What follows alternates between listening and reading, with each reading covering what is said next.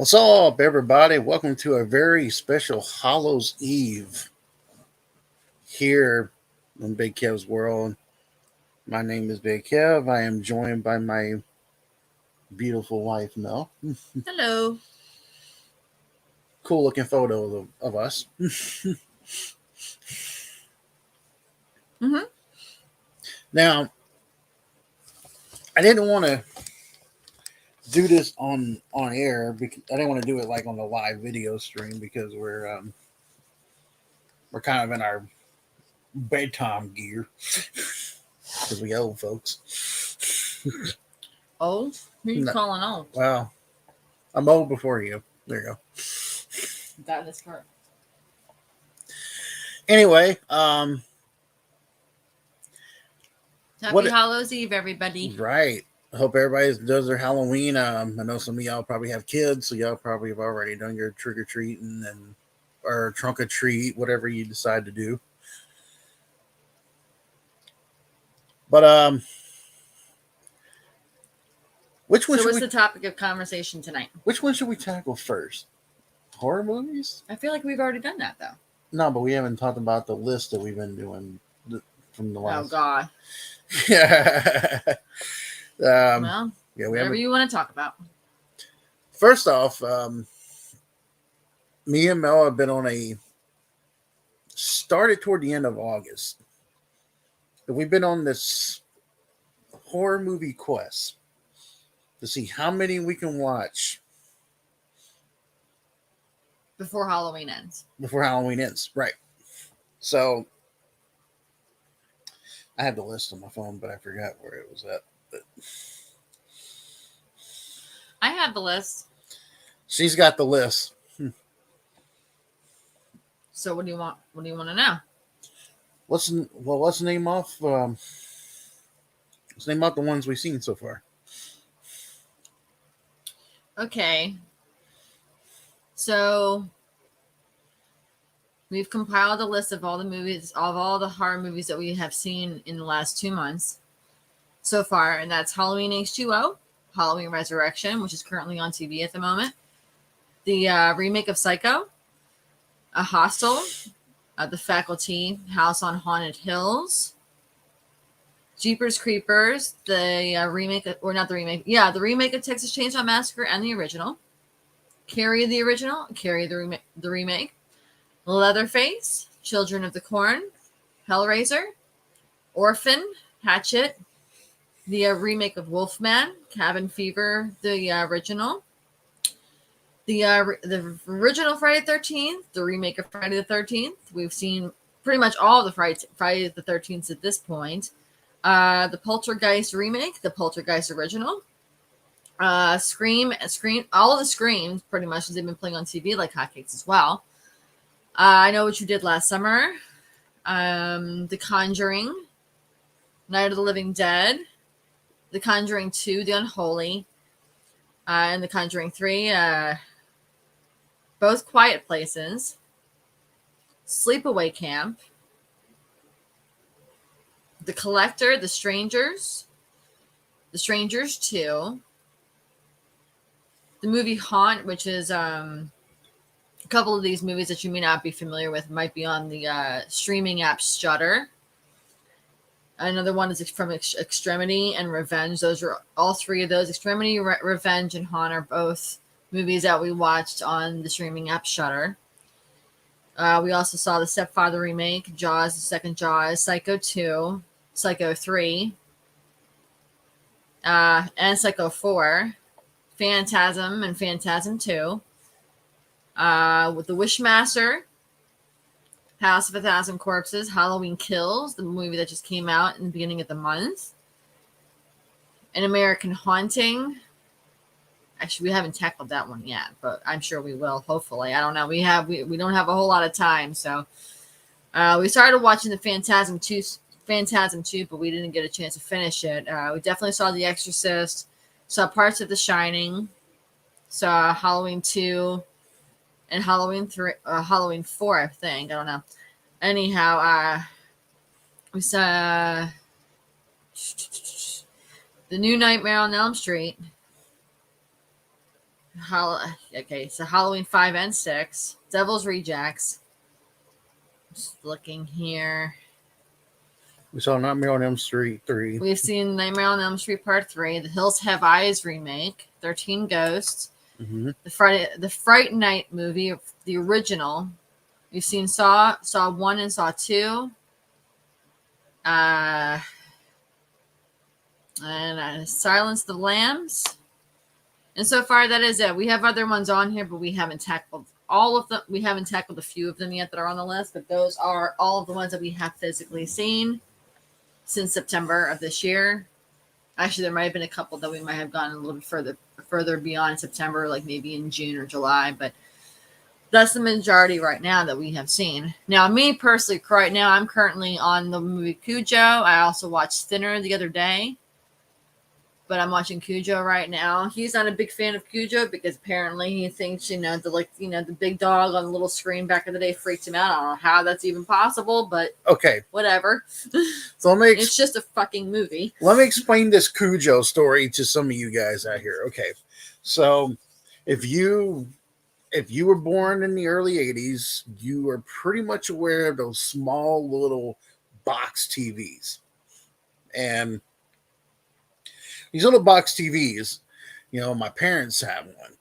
I even grew up with one. Well, they were watching Cujo once, and I just saw this big giant dog on a small little TV.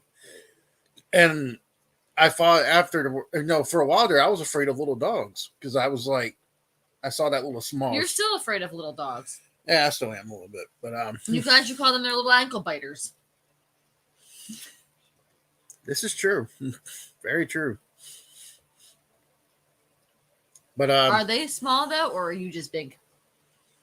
I'm just big, bigger than life. Yeah, I mean, I got big ass hands and feet. When I walk, it seems like it's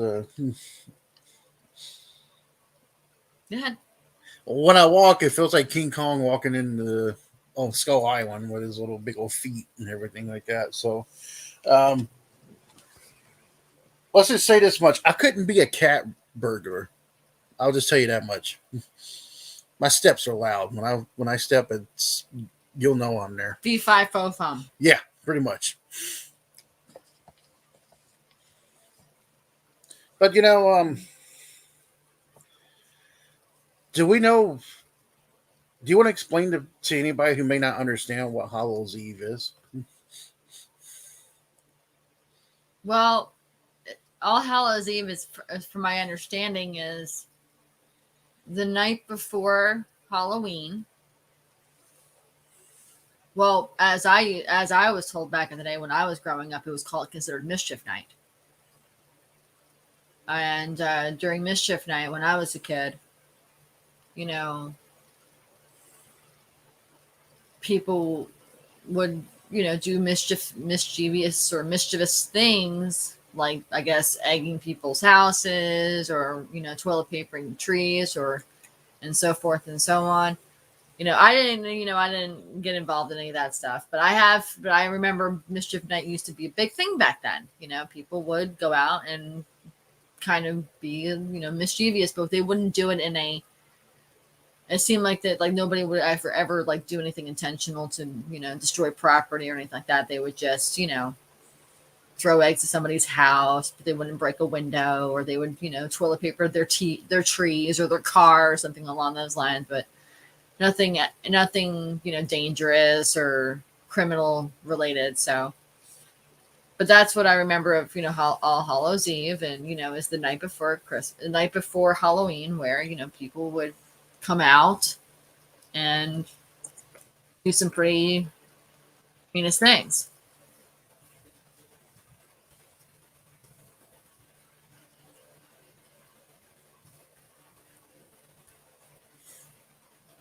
Okay, so what are we looking up?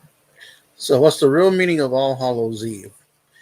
All Hallows Eve falls on October the 31st each year, the day before All Hallows Eve, also known as All Saints Day, is in the Christian calendar. The name derives from the Old English hallowed, meaning the holy or sanctified, and is now usually contracted to the more familiar word hollow. I don't know what that even says. But technically speaking, they say the night before, the day before Halloween, or especially the night before Halloween, is considered mischief night, where all the goblins and ghouls get out there and create mischief. So it's also, if you believe in this sort of thing, which we both do, we've had experiences with this thing.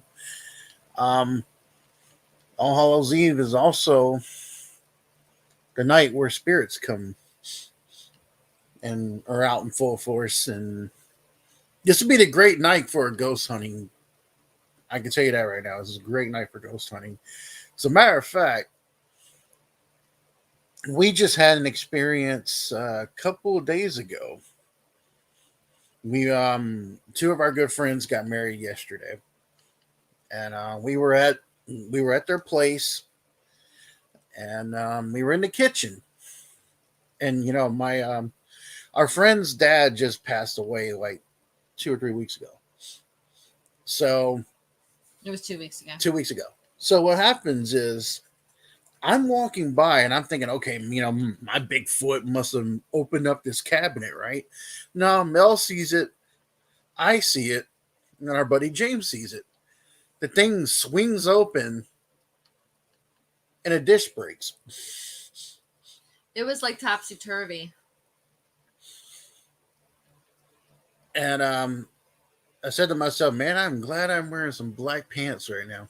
Because that was just some. It was loud.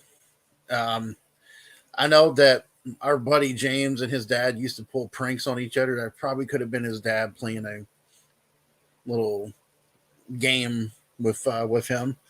What's going to be interesting is that his grandmother also likes to haunt the house, and they're on vacation now for a week.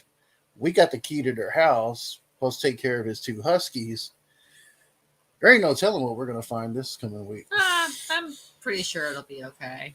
But then again, he tends to sense a lot of things whenever we go to certain places, especially if they are considered haunted or things or something like that.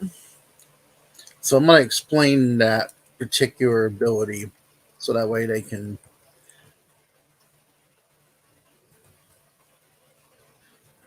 here. So basically what the ability that I possess, and it could be a curse, it could be good, it could be cool, but it's also a curse. It's an empath or a highly sensitive person, HSP, is someone who experiences the emotion of others. Empaths have the unique ability to sense or absorb others' emotions, which typically makes them extremely caring, compassionate, and understanding people. Empaths have the ability to easily see the other person's perspective. Now,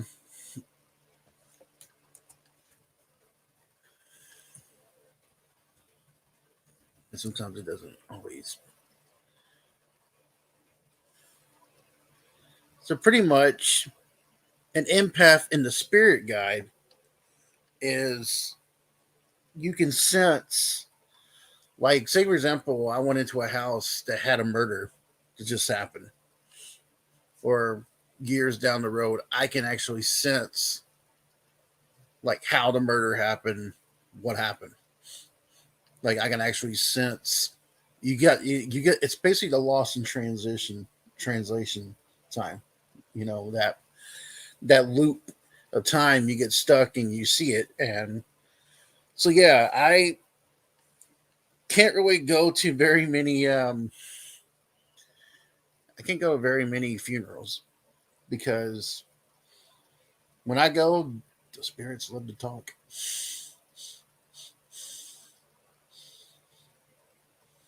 Right. So I don't really. It's a blessing, but it's also a curse. But another thing that what really started out for me, because I was a skeptic at one point, like years and years ago, I was a skeptic, and even though I did watch some of those ghost shows, like Ghost Hunters and all that, I was still kind of a skeptic. And then, my grandmother passed away in 2010. It was a couple months after her passing that it was a couple months after her passing, we had a friend come over who never met my grandmother at all. And she has some, what you consider, psychic ability. She's a part medium. Part medium. So she never met my grandmother. We're sitting here at the house. She looks at the picture of my grandmother and my grandfather and goes, "Is that your grandmother?" And I said, "Yeah." And she's like, "Well, she's here." And at first you don't know how to absorb that. You're like, yeah, well, yeah, you're always told that there's spirit watches and stuff like that. And when she started telling stuff that not even Mel knew about me, it was that was pretty crazy. But I think the most creepiest part of that whole thing came out when she said next time the family will get together will be next year during a funeral. So let's fast forward all the way a year later. My uncle dies of pancreatic cancer, and the family is together for a funeral. They ain't no making that shit up. That was just some real, at the time,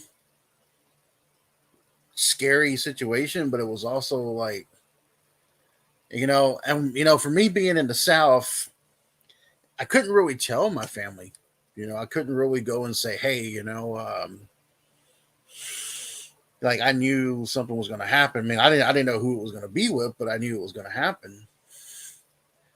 And my family is very, on my mom's side of the family, they're very Baptist, church going, punchy with the Bible if you do anything stupid kind of deal. So yeah, Tennessee's in the Bible Belt. And some of you people who live in the South, you know what I'm talking about. It's a little bit of the Bible Belt. So it wasn't very easy to go up to anybody and go, "Hey, yeah. Seeing we talked to my grandmother's spirit, and she warned us that somebody in the family was going to die." I mean, how do you go about say that to a family that may not believe you? That's when my abilities started kind of kicking in. And fast forwarding, what's up, punk?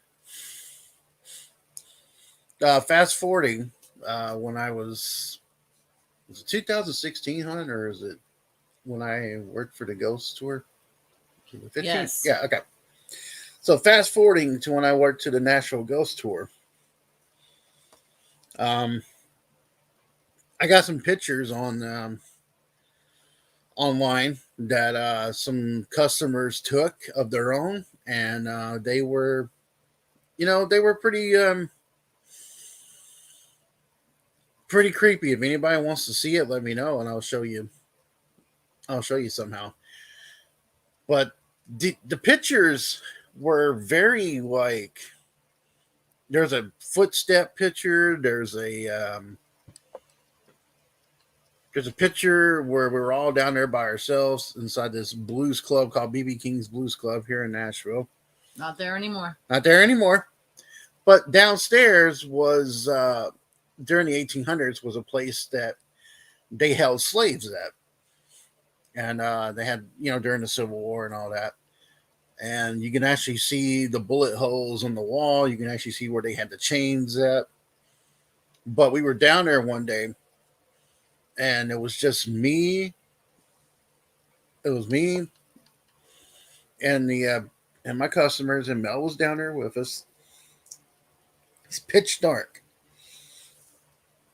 And right next to the exit sign, this woman takes a photo. And I'm gonna see if I can find this photo when I'm talking. But because this photo's too cool not to show.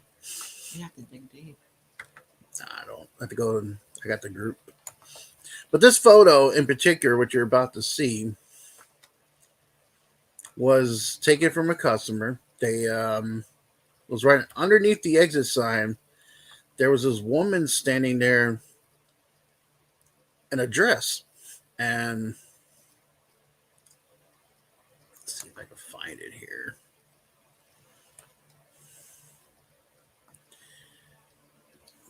I'm gonna see if I can blow this up as much as possible. Probably won't be able to, but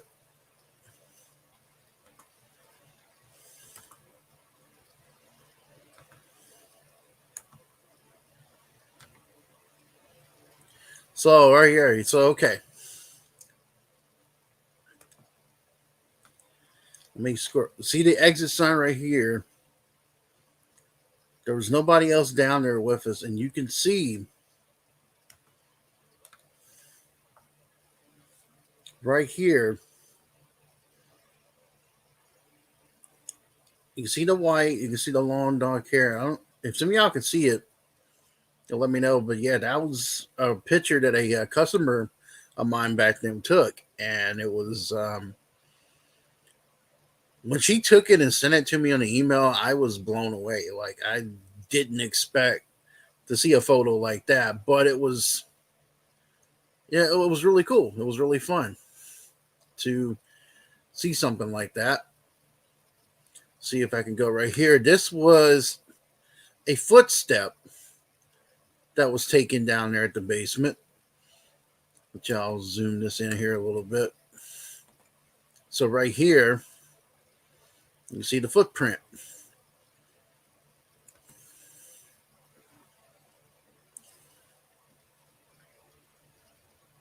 Now, down here at the speaker, you have to zoom this up because it's at the top speaker. You'll see this little shadow above the speaker right here. That is another one, a face on the speaker. And then we have here, this was taken in 2011. We were at the Hermitage, Andrew Jackson's plantation, the 7th president of the United States. And you can see right here, this was not a moon. There was no moon in the sky. This is a really pretty big size orb right here. There's a little small one underneath it, but this right here, pretty good size.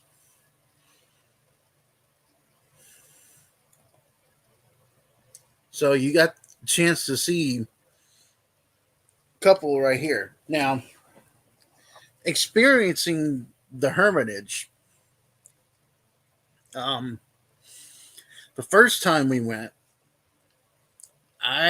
we just got over. I don't know if any of y'all remember the Nero virus. I know Mel remembers the Nero virus. Mm-hmm. We were just now getting over that, and my stomach was hurting so bad, but we wanted to go, and they had a nice little hayride, haunted hayride.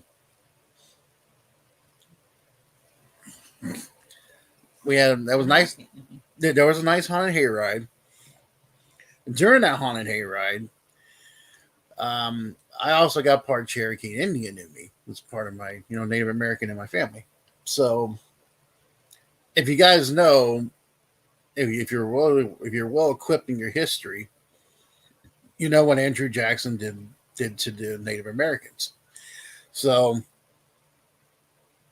I felt sick that entire night that we were over there. When we got back to our apartment, yeah, I was feeling better. Then the second time we went with a couple of two friends of ours who were married. And the big thing that happened to me actually what happened to Mel was you and our friend Walker were walking around the cemetery, and I felt like some kind of choking feeling, like somebody was. I don't remember it all the way. It was so long ago. But I was standing right there with Walker's ex-wife at the current, well, it was his wife, but now his ex-wife. And we were standing there with some other woman. And, I thought at first there's a guy dressed like Andrew Jackson walking around to be a part of the haunt. But he came closer to me and growled. and then disappeared. And I asked my friend, I was like, "Did you see that?" And she's like, "No, no, no, no, no, I didn't see that." And I asked a woman, or other woman who's standing right next to me, and goes, "Did you see that?" And they said no, and I went, "Okay." So I went face to face with the current president, but the seventh president of the United States of America. Pretty damn cool. But yeah, the Nashville Ghost Tour thing that I did. There's a guy that I was working with who had a paranormal group, and he got a couple of EVPs, and when he went there, and there was also this Civil War soldier who's all dressed in gray. Was a Confederate soldier that usually haunts around that area, and also the Ryman Auditorium, which used to be the Grand Ole Opry back then. So there's a lot of good stories. Like there's the alleyway between the Ryman Auditorium and Tootsie's Lounge is sometimes they claim you can see Hank Williams Sr.'s, because we all know he got kicked out of the run, the Grand Ole Opry. You can sometimes inside there.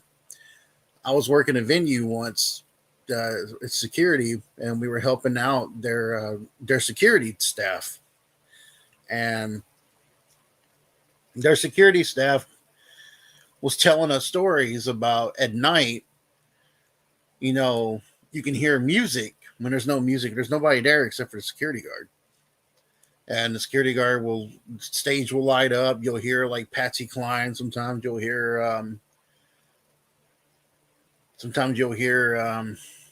Hank Williams Sr.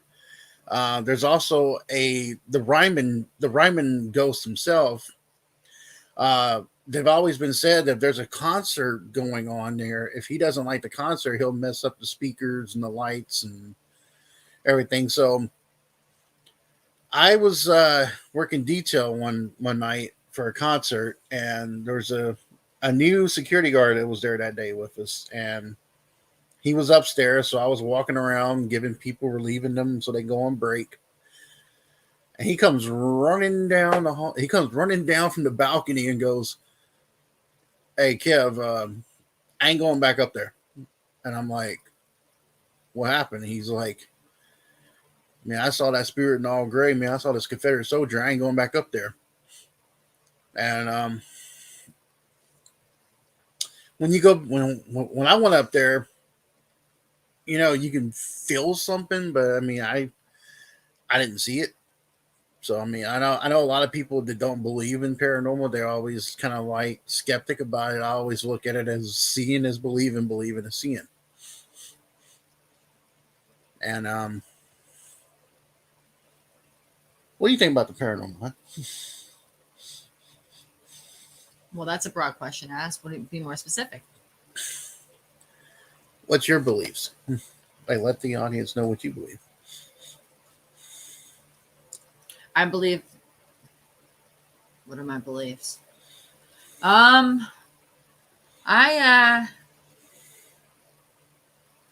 believe that there are spirits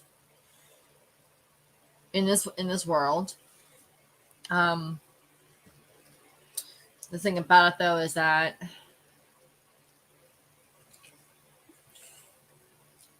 the paranormal world is a very broad spectrum. I mean, I believe there's a fine line between the real, the real time and the afterworld. There's a wall between us and the other side. It's very small. And that's why we sometimes might sense things that we may not understand, but are there. There's a lot of people out there who are very skeptical of the other side. They don't even want to believe that there is another side. They just want to believe that you go to heaven. That's it. All is said and done. But the question is it really all said and done? Because humans have been around for a very long time, and if we are just spirits floating when we die, if we are just spirits, if our spirits are just floating around on Earth, wouldn't that make every single last one of us extremely cold all the time? You know? Or is it just what I believe is that we do go somewhere, but I just don't know where. You know? For all we know, when we die, we don't go anywhere. You know, we just die. It's like when we die in our sleep, we're just dreaming. We're permanently dreaming of things. And we just never wake up. You know? I mean, a lot of people say, well, you know, your spirit goes to heaven. Well, okay. That's fine. Some people think that the bad people go to hell. Well, there's good and bad in all of us. I'm sure all of us have thought good things and all of us have thought bad things. You know? And the belief system is very subjective, to be honest with you, because it's broad. A lot of people have different beliefs in different things. And when you mix your beliefs with, you know, the religious world, it doesn't add up. Okay. So I believe that we as humans evolve over time. What I would, you know, I know this is going to sound sick, but wouldn't it be interesting if we dug up every single grave that was in the ground, and either A, they were really bones, or B, they were still the same person that they were when they died? How do we really know what's going on with the human body once it is in the ground? We don't know. From what I understand, I've read up on this before. The decomposition period doesn't even start until maybe a decade after you've already passed away. So I don't know if that means anything or not, but some people are put in tombs. Some people are cremated. Obviously, when you're cremated, you're gone. Okay. But when you're put in the ground, you don't really know if that person is like, you know, it's still the same way. It looks the same way when you saw them, or if they are skin and bones, or if they're just bone, you know. But it's very possible. I think that if they're in the earth, they stay more conserved. But when they're outside the earth, like if somebody like doesn't dig a hole, you find remains. Like when they say you can find remains, like in a cardboard box, or you know, all these horror stories you hear in the news about people dumping bodies and shit like that, right? So I think things like that, people decompose faster than they maybe would if they're in the ground. So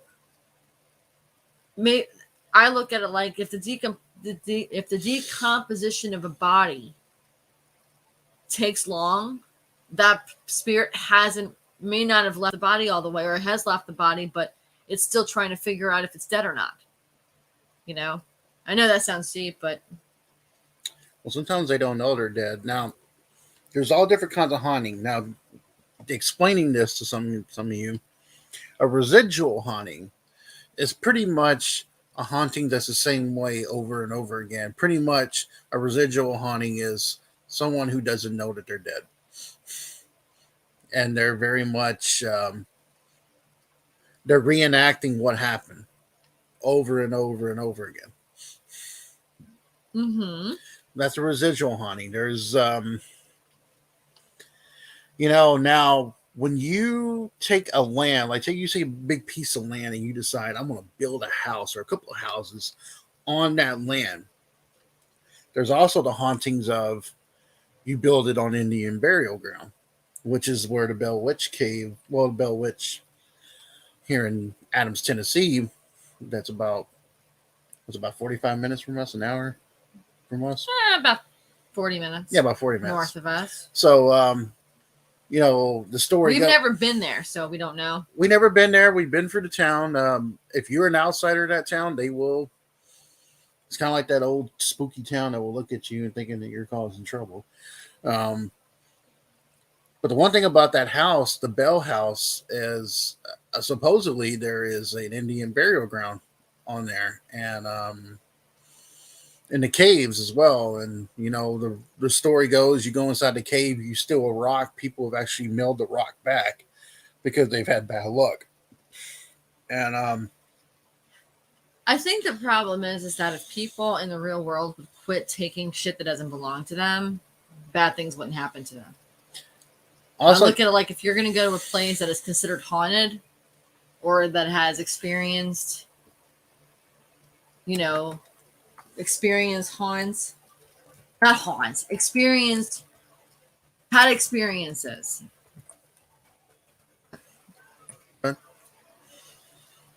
That have experienced haunts, then you should never take from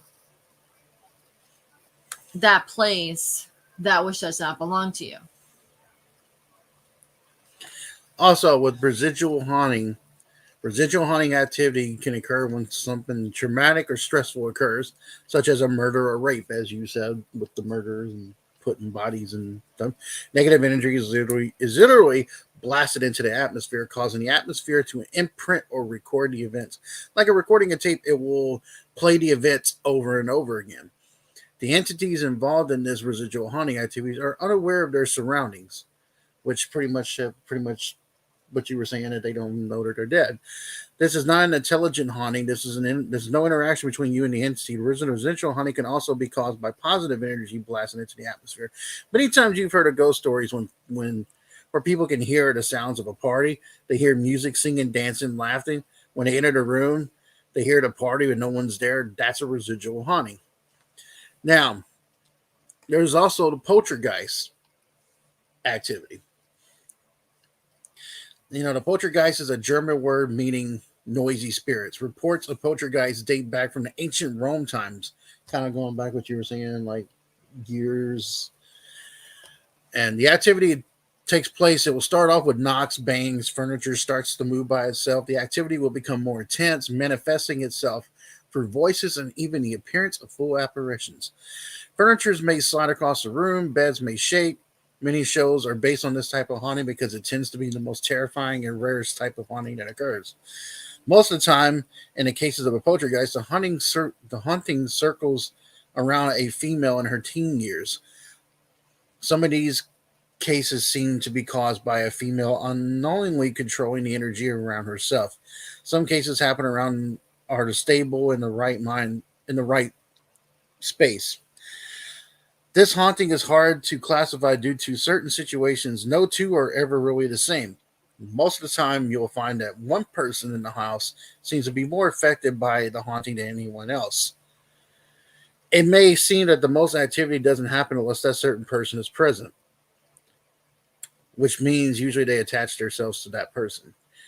Usually the activity appears to stop when that person leaves the home. The majority of the time, the poltergeists are experienced by several people, but again and again, they center around one certain person.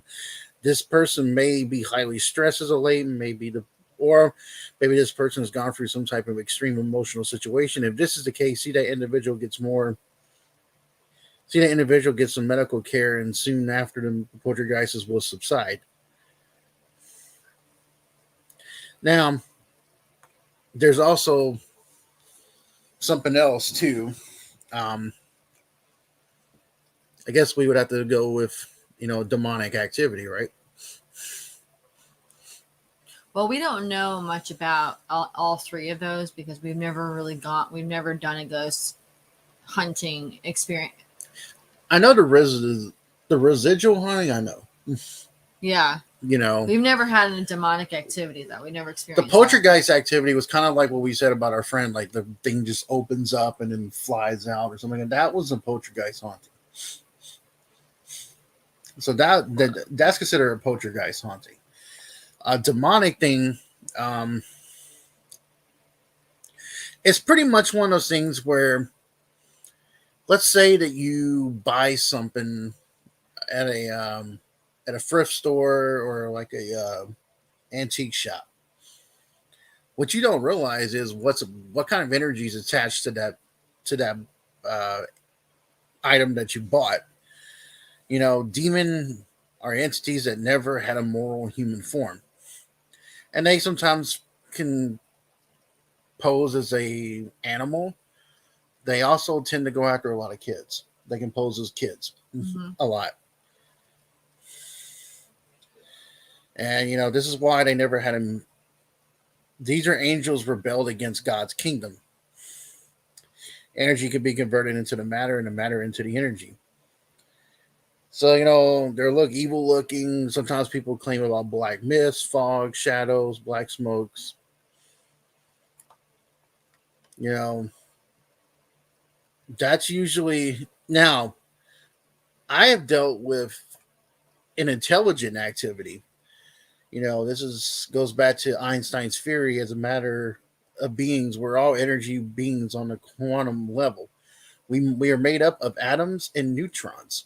As a matter, energy beings with we have intelligence. While we live, we have energy or that surrounds our living bodies. That aura is created by millions of electronical currents that are created through our bodies, and our brains create brain waves, a form of pure energy that is transmitting our thoughts, what we see, what we feel. When our mortal form dies, that aura is constantly surrounds our bodies, leaves our bodies. We lose 6 ounces on the instant of death. What is this 6 ounces? Perhaps it's the energy leaving our body, our soul. This energy, the aura, or you may even call it your soul, is carrying the information of what we used to be. And if it could do this, then why can't it also carry our intelligence? It can also carry our former intelligence from our previous life. Then it should be able to interact with us intelligently. When we see this aura, we call it a ghost. If this ghost is able to interact with us, it's aware of us, can touch us, communicate with us, then it's considered an intelligence. So some of the reasons why an intelligent spirit may be tied to certain sites or people is: number one, it died as a result of a traumatic event, murder, or car accident. Two, unfinished business. Three, the spirit may have died suddenly and not realize he or she died, which is what Mel was saying. Four, the living ones are so emotionally distraught that they can't let go. Five, the spirit is emotionally connected to their loved ones. Six, they cannot rest due to injustice done to them. And seven, the fear of the other side or judgment. Now, there's also portal hauntings, which you were kind of talking about portal hauntings. Like there's like that little realm from Yeah, the thin wall between the veil. the veil of life between life and death. Mm-hmm. So there's all different kinds of hauntings, and there is pretty much like we haven't really had a chance to experience a lot of things, but I do know we had a friend when she was living in back out in the country, the one that got married. We went to her family's house. It was out in the middle of nowhere, which Mel loves, and I brought one of those spirit boxes with us, and you gotta remind you, none of these spirits knew my name and didn't even know my friend James's name. And it pretty much said Kevin and James.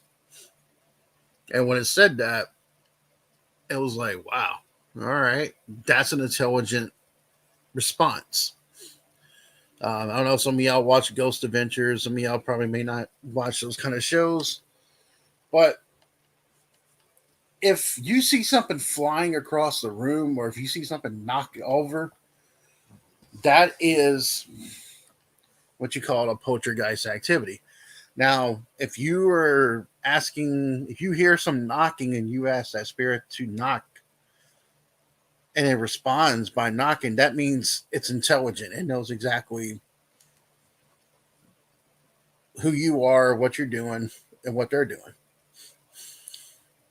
A lot of times, there are some beliefs, and that some people believe that spirits are staying on this earth because none of us go to heaven until the end of time. So that's a really powerful thing that I don't want to dig too deep into because we'll be in there for like No. 2 hours. Yeah. But for the most part, that's kind of where it goes. Now, some people claim that spirits are they come out more during a storm. Because of that electricity from the lightning, it gives them the power to move and show themselves. Sometimes they use energy. They can use your cell phone. They can use your batteries. They can use whatever they want to try to communicate. Sometimes you might get a weird phone call that you think it's a scam call and it ends up being something else, and that's something else too. And it's really an odd thing though, because what's scary about it is once you're dead, once you die, once you pass over, do you get reincarnated? And that's another thing for a later time that we'll dig deeper into, is reincarnation, which is whew, that's a deep one. But what are some of your before we go? What's some of your fondest memories on like Halloween? Well, fond memories of Halloween. Let's see here. Well, I think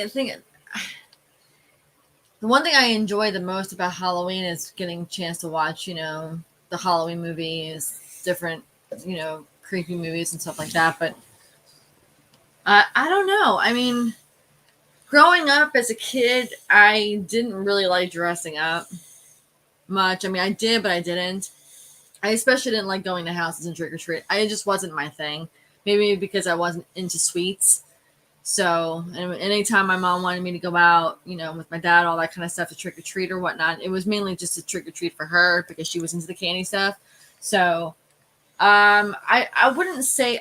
I guess maybe my fondest memory of Halloween would be, throwing my last, my first last year in college or whatnot. I threw a Halloween party, and it was fun. I got to, hang with some people that were really cool and such before I moved out of state. But I guess the one thing that I really enjoy the most about, Halloween is getting a chance to just, sit in and just watch scary movies, all throughout the month of October.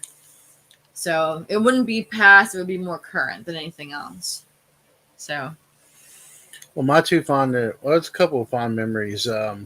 For me, I think the two top ones is doing a costume party with you going as Morticia and Gomez, and then we both went as pirates, and I went as Captain Jack. Those were fun. Another thing was we had that went to a friend's house. And we had that Halloween bonfire. It was like 2 days before Halloween, but still, it was a Halloween bonfire nonetheless. What was really good for me, is I used to work at those haunted attractions. Everybody calls them haunted houses. I call them haunted attractions because if you think about a haunted house, then you're talking about somebody's house that's haunted. That's how I look at it. Well, that's how they're labeled, though. They're not labeled as haunted attractions. They're labeled as haunted houses.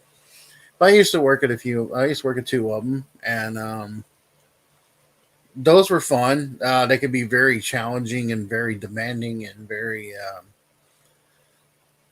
energy costs, to your body. You can put your body through hell doing some of those things. What was also cool in October is when we filmed our Halloween film, our Michael versus Jason film. I thought that was a good one. And when I went trick or treating one time, we went trick or treating. There was these two guys on the street that we used to call the drunks because they would always like. I don't know if these guys watch professional wrestling or whatever, but these two guys would be like so drunk. The other one would get on top of the other one, choking, and you hear, hey, hey, hey. And then you hear like a metal trash can hitting the other one. And well, went to their house to go trick or treating once. Instead of getting candy, I got apples.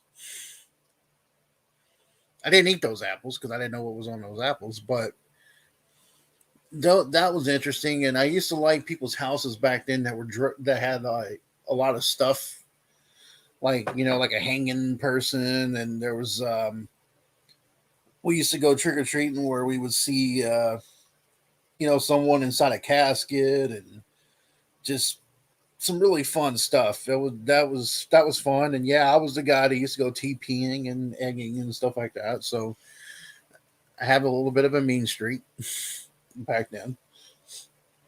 Hmm? No, well, I had a little bit of a mean streak back then. I still do. Back when? As a kid. Well, you see, I didn't grow up with you as a kid. I just know you for the last 17 years or whatnot. And the mean streak that you claim you had was back then before we got together. So She still claims I have a mean streak. he doesn't show it to many people. Only I get to see it. Yay.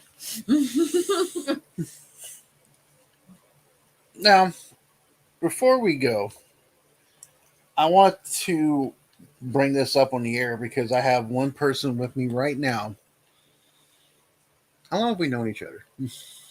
16, 17 years? We'll go 17. Sure. In 17 years that you've known me, Yes. and the 10 and a half years that we've been married. Yes. Well, close. It's almost 10.5, but not quite. We're both turning 40 next year. Yes. Have you ever in your life seen me be shady towards anybody?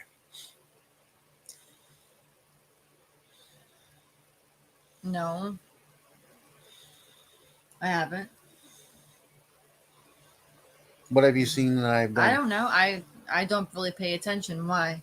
No, I'm talking about like what have you seen I've done like outside, like around people, like people we know. What do you mean? How am I usually to people that we know? Well, you're nice. You try and help them, I guess, whenever they have problems, or I'm not sure where you're going with this. It was, a certain somebody on here that said I was shady. It's not right now. It's up here. Hmm? I don't find you shady. Some people might find you shady. I don't know. I mean, I look at it like, I don't know. You're not shady to me. Like I said, everybody has their own form or what they think something is. They formulate their own opinion on things and what they see and assume things. I really don't know. I can't say for sure, but if someone thinks that you're shady, well, that's their business. You've also used to watch this with me. You don't watch it with me nearly as much now, but do you like to now? This woman right here, she loves to make fun of wrestling fans. Certainly. No, I don't like making fun of wrestling fans. I just have my own opinion on a certain geographic of wrestling fans. Explain. Why? Isn't that I'm okay? Okay. I'll back you. Don't worry. It's not about backing me, but okay. I think some wrestling fans are like football fans who are like soap opera fans. They're all the same. Mm-hmm.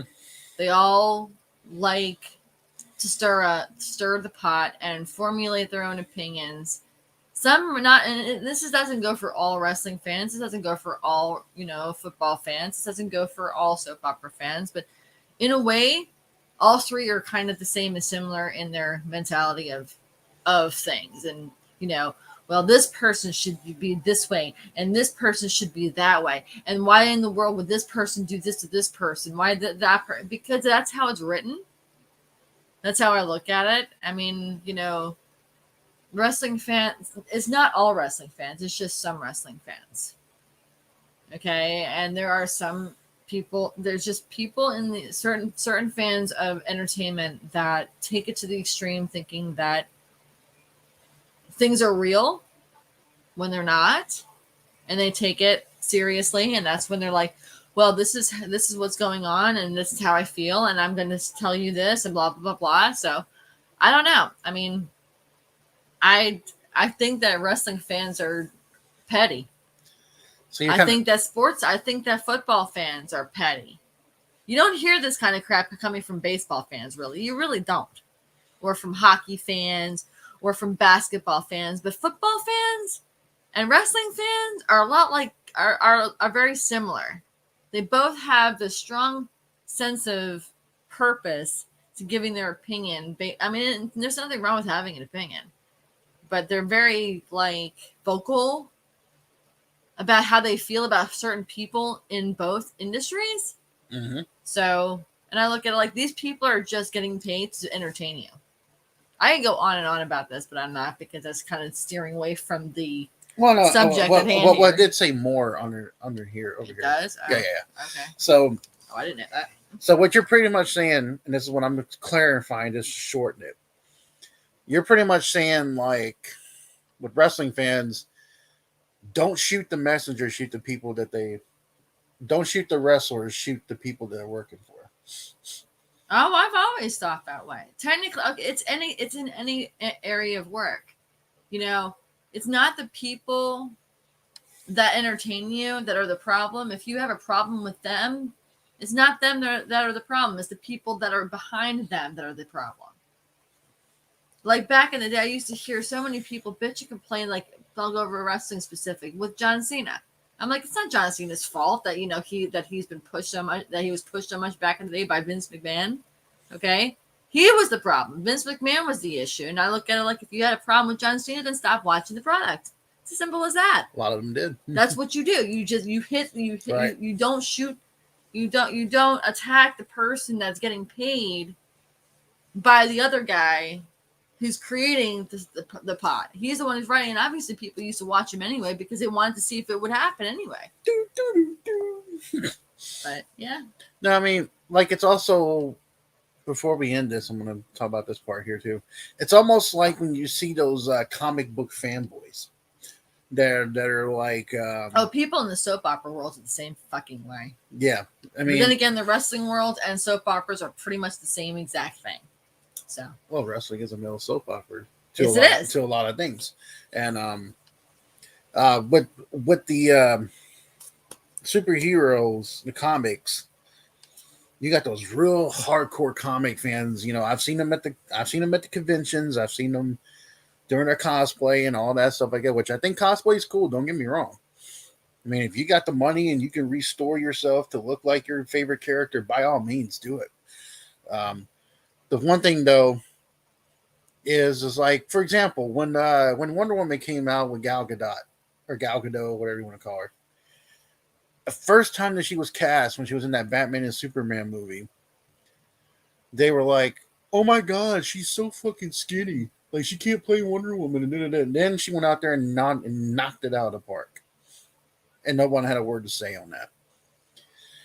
Same thing with Heath Ledger. People have been doing that, though. People have been criticizing actors and actresses in movies and how they think that they should look and how they should be portrayed based on what's been in the comics for a long time. And that's probably never going to stop as long as comic book related movies still continue to be made. So that's not gonna end anytime soon. And the internet never really helped in that matter, honestly. I mean, people on the internet like to just troll the shit out of people that are in the entertainment world, thinking that it's funny, but when it's not. But, you know, what can you say? What can you do about it, you know? It's funny because the one guy that I have a really big fond of Hugh Jackman. And when he played Wolverine the first time, the first X-Men movie that came out in 2000, you know, if you look in the comics, Wolverine Logan is only 5'3", and he's 6'2" or 3. And when they first casted him, my God, there was a lot of hate because everybody thought it should have been Russell Crowe or Mel Gibson or something like that. It should have been this guy, that guy. As soon as they saw Hugh Jackman, no comment whatsoever. The same thing happened to Michael Keaton when he was casted as Batman. They were like, "Oh my God, I got to play Beetlejuice and Mr. Mom." Like, really? And the thing about it is that's been, like I said, that's been going on for a long time. People like to compare because they think that that's going to work. That's going to make a difference. And what they don't realize is that these actors have already been paid for their work ahead of time. So if you decide that you don't want to go and see the movie, you're only hurting the production company, and that's it. That's all I got to say about it. You're just hurting the production company. You're just hurting certain things by not going to see the movie, but the actors have already been paid ahead of time, so they don't give a shit. Me and Mel are two people who don't give a damn what critics say about a movie. Well, to a degree, that's not true. To a degree. I don't care what a critic says about a movie. On the other hand, I do not give a damn. I lost respect for critics in the movie critic and TV critic world a long time ago. Like if anybody ever said, don't go and see this, well, it just gives me more reason to see it anyway.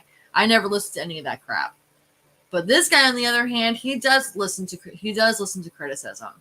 And sometimes it kind of sways his judgment on whether he thinks he should see a movie or not. And I'm like telling him, look, you don't base your judgment, don't base whether you want to see something on what someone else says about it or what you read, because 9 times out of 10, the object of what they're trying to do is to get you not to see it, even though it could be one of the best movies you would ever see in your life. So that happened to me once. I strayed from watching one movie once at one point, which I did finally watch because I was told that it was garbage. And I watched it, and it was one of the best movies that I'd ever seen. So that's why I don't listen to anybody who criticizes the movie saying, well, this is a junk movie, this is garbage. Now, there might be certain scenes in the movie that I may not necessarily care for. And that happens. But then there's certain movies out there that I never cared for. But they were never heavily criticized by movie critics because they weren't mainstream movies. But when it comes down to the nitty gritty of critics, I don't focus on that because I look at it like you can criticize a movie all you want, but in the end of the day, if you watch the movie, you're giving you just witness something either awesome or something really bad in your own world, and that's okay. It's just an opinion. Doesn't make it right or wrong. But when it comes to my hubby, he does look, he has not as much as I used to. He has steered from certain movies of the past and maybe even the present based on criticisms from other people. And I look at it like, you're not going to know if it's good or not unless you try and watch it yourself. I'm like, I don't care what other people say about something. Just watch the damn thing. And then you can formulate your own opinion based off of that. So it's like basically telling someone for the first time if they ever want to try a new type of food. Well, Everybody is saying that this food is garbage. Mm-hmm. This food sucks. Mm-hmm. But you've never tried it before. Or this restaurant's bad. Okay. Yeah. Or this hotel is bad. Or this place on, this location to go and visit is bad. Okay. And you're like, okay, well, maybe I shouldn't go. But you won't know if any of this is bad unless you try it. If you've never been there, if you've never tried that food, if you've never stayed at that hotel, if you've never gone to this, to New Mexico, or if you've never gone to California, you would never know if the place that you want to go to or you want to eat or the person you want to talk to is going to be bad unless you actually try it for yourself. And then formulate your own opinion based on that. That's the problem that's happened in this country over the last couple of years. In fact, like the last 15 years, really, is nobody knows how to formulate their own opinion anymore. They listen to what everybody else says, and then they formulate their opinion based off of that. And that's the problem with this country, So I look at it like, give it a shot. If something is new to you that you're just not sure of, give it a shot. If you don't like it, then don't do it again. I'm glad you brought up the word opinion. It's like right now, like when you look on YouTube and you see some wrestling videos and some fans fighting over AEW and then WWE and all that. I'm always one of the first people to say it's just an opinion. You thinking AEW is better than WWE is your opinion. Okay, honestly, this part of it needs to be dropped. Well, that's what I was saying. It's an opinion. Everything is, anybody who talks about something that is not your own is an opinion. Right. And it doesn't make your opinion right. It doesn't make your opinion wrong. It just makes it an opinion. Now, and I'll back him on this, if you're saying something in a negative light about someone else that you're not sure about, and you're just, vocalizing them to for the other people to hear, that's not right, in my opinion. You may not think that way, but I do. Okay. But I look at it like this. If you're going to put someone's name out there without stating all the facts and having all the facts. Or without asking them. Or without asking them. You're dredging up. You're digging up some dirt based on non-factual evidence. So when you asked me earlier about the whole thing regarding people or someone particularly looking at you as, what was it again? Shady. It depends on what you mean by shady. Because that if you mean that like someone's like they're lying to you, okay, that's fine. I mean, if someone told me that I was shady, or if they went on there on some video or whatever and said that I was shady without saying it, and I figured, I'm like, okay, I think this person thinks that I'm shady, I wouldn't give two flying F's about it. You know why? Because it's the internet, and I can say whatever the hell I please. Yep. And I can get away with it. Yep. And unless, of course, the site source decides to take it down, which is their own call, and that's fine. But it's everybody is entitled to feel the way they feel, and if they sway in one direction, that's okay as well. Instead of swaying in your direction, that's fine. Just let it go. Drop it. Yeah, it's like when you have two friends on here who are, I'm seeing. Mm-hmm. But still, it's the same thing with like in movies, restaurants.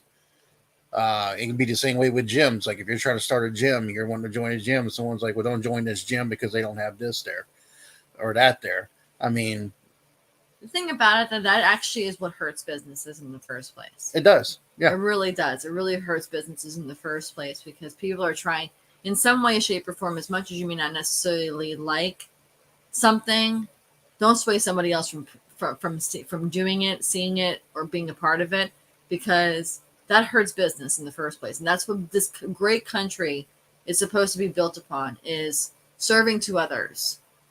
It's a service industry, basically. That's all we are. We're a service industry. We try and serve each other, but we haven't served each other in a long time. We need to bring that back. Instead, we're serving ourselves. We've become a very selfish, all about, one thing, and that's ourselves for a very long time. We used to be a serving country where we would, go to our neighbors and we would ask them if they wanted any help, if they had any help, or if they needed assistance with something, where, you have this or do you have that? No, now it's all about us. You want to know why? It's the cell phone world. It's the internet world. It's the people who look at themselves in the mirror and be like, man, if I took like a million selfies, people are going to think, if people think I'm hot, that means that's what I really am. Not necessarily. It can mean you could be the ugliest person on the planet and still be ugly. So there you go. Yeah. That's all I have to say about it. So at least for now, anyway. But anyways, let us know. Let me know in the comment section later on for some of you to see it. Just tell me what some of your favorite things for Halloween, like some of your past things in Halloween. Some of you who believe in paranormal, tell me some of your experiences, or what do you think about what we said there about, opinions, and, I want to hear it.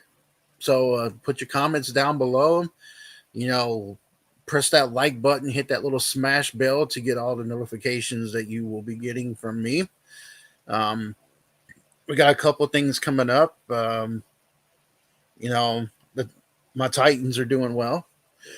So they're facing the Colts tomorrow on Halloween. I'll probably be doing a review for that later on sometime in the week. Supposed to be doing a spoof interview with Hannibal Lecter. That's coming up.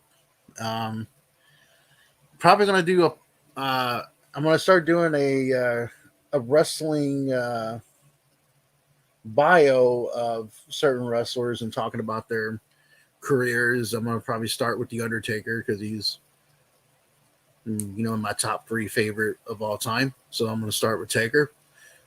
It's kind of appropriate because we're kind of around November, Survivor Series and all that. So it's pretty much appropriate. Yeah, so we also got the FWE WrestleMania coming up on here. Still waiting from Leon to get that intro done. But yeah, we got some stuff going on here. And the one thing you'll never see from me is I won't sit there and I won't talk major shit about anybody live on public air or air form, because that's not who I am as a person. I got better class than that to do that sort of thing. But hey, if that's you, you do you. But I'm going to do me. And if I got something to say to somebody, I'm going straight to the source. I don't go and blast all my dirty laundry out there for everybody to see. But thank you guys for watching. Thank you guys for listening. And hope you all have a very happy Halloween. And remember, they're still got the count. If y'all ever had these before in Halloween, they still have the Count Chocula and the Boo Berries and everything like that. They're still the Halloween Boo cookies from Oreos. Yep. So also there's this girl right here can carve a pumpkin really good. Yeah, but I didn't do one this year. We didn't do one this year. That's right. So anyways, adios amigos, and let us know if you want to start seeing more videos with just me and her. I can always bring her on here again. And happy Halloween to everybody. We're out.